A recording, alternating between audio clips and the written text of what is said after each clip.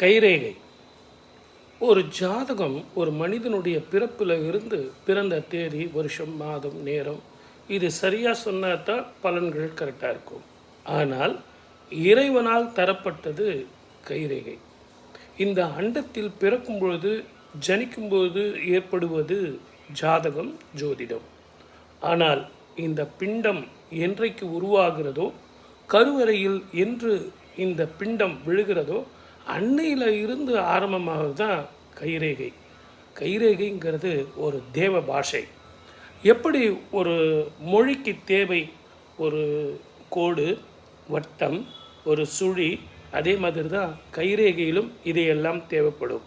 இந்த மொழியை தெரிஞ்சுக்கிட்டு கைரேகையை படித்தா உண்மையிலேயே ஜோதிடத்தை விட மிக அற்புதமாக, துல்லியமாக 100% பலன்களை தெளிவாக சொல்லலாம். இது என்ன பேசுவோம்.